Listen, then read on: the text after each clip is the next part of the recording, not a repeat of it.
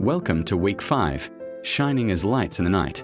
In this powerful lesson, we explore Philippians 2 verses 12 to 30 and discover what it truly means to live as Christians who shine brightly in a dark world.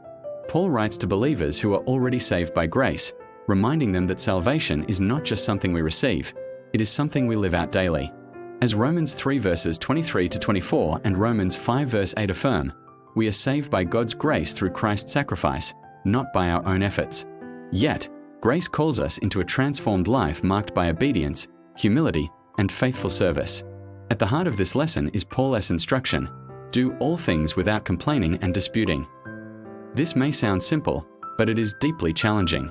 Complaining and arguing quickly dim our witness. When believers grumble like everyone else, the light of Christ becomes hard to see. Paul explains that when we choose a different spirit, one of gratitude, trust, and peace, we become blameless and harmless, shining as lights in the world. Jesus himself declared, "I am the light of the world," and then turned to his followers and said, "You are the light of the world." We shine not by our own strength, but by staying closely connected to him, the true light. A surrendered life allows God's power to work within us, guiding our actions, attitudes, and choices.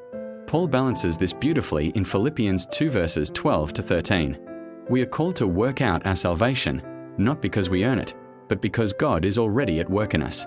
When we rely fully on him, rather than expecting him to do everything while we do nothing, or pushing our own plans ahead of his, our lives reflect heaven's light naturally.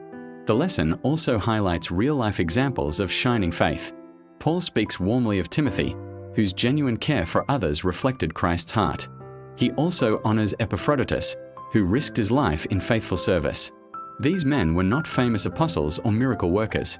They were ordinary believers who allowed God to use them fully. Their lives remind us that shining for Christ often happens through simple faithfulness, sacrifice, and love. Finally, Paul's own life stands as a testimony. Like he later writes in 2 Timothy 4 verse 6, his life was being poured out as an offering to God. Even in hardship, prison, and uncertainty, Paul's joy and commitment never faded, because his light came from Christ, not from circumstances. The message of Week 5 is clear.